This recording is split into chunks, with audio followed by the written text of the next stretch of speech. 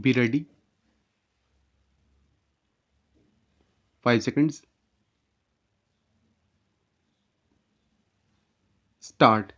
One of the apparent and unavoidable consequences of reading the provisions of Section 11A of the Central Act into the State Act would be that it is bound to adversely affect the development scheme under the State Act and may even frustrate the same. It is a self-defeating argument that the government can always issue fresh declaration and the acquisition in all cases should lapse in terms of Section 11A of the Central Act. The argument also does not stand when tested on the touchstone of the principles test of unworkability, test of intention, and test of frustration of the object of the principal legislation. As per the scheme of the two acts, the conclusion has to be that they can be construed and applied harmoniously to achieve the object of the State Act, and it is not the requirement of the same that provisions of Section 11A of the Central Act should be read into the State Act. The obvious animus is that the provisions providing time frames, defaults, and consequences thereof which are likely to have adverse effect on the development schemes were intended to be excluded. Thus, it will be clear that the provisions relating to acquisition, like passing of an award, payment of compensation, and the legal remedies available of the Central Act, would have to be applied to the acquisitions under the State Act, but the bar contained in subsection 6 and 11A of the Central Act cannot be made an integral part of the State Act, as the State Act itself has provided specific timeframes under its various provisions as well as consequences of default thereto. The scheme thus does not admit such incorporation. The BDA Act has already been held to be a valid law by this court, not repugnant to the Land Acquisition Act, as they operate in their respective fields without any conflict, for the reasons stated in different decision as well as the detailed reasons given in the case of Girnar Traders 3, which reasoning would form part of this judgment. It is concluded that the BDA Act is a self-contained code.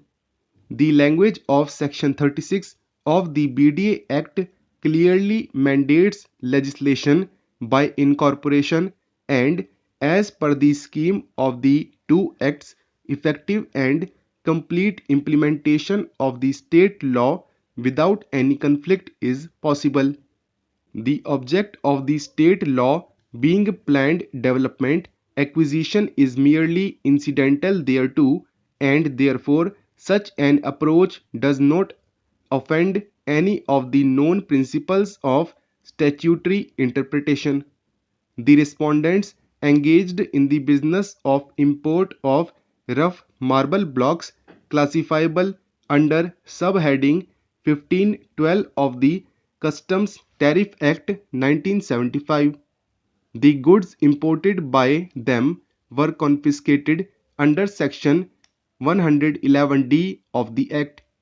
They were given option to redeem the goods on payment of redemption fine, which was fixed adopting the margin of profit as the basis under Section 125 with penalty levied under Section 112A of the Act. The appeals of importers were partly allowed by the Customs, Excise and Gold Control Appellate Tribunal, observing that the facts in each case were similar to those in Messrs. Stoneman Marble Industries versus Commissioner of Customs decided on 30th January 2002 and therefore reduced the redemption fine and penalty to 20% and 5% of the CIF value respectively. The Revenue filed an application under Section 130A of the Act before the High Court stating the questions for reference by the tribunal to the High Court. The High Court rejected the applications on the ground that no question of law arose from orders of the tribunal. Aggrieved Revenue filed the appeals. On a bare perusal of the provisions of Section 130A of the Customs Tariff Act 1975, it is manifest that it is for the party applying for reference to clearly state the question of law which he seeks to be referred to the High Court, and then it is for the High Court to consider whether any such question of law stated in the application for reference before it should be directed to be referred. In the instant cases, it is manifest from the format of the questions proposed by the Revenue for reference to the High Court that the Revenue did not assail the Tribunal's finding to the effect that the facts in the instant cases were similar to those in Messrs. Stoneman Marble Industries.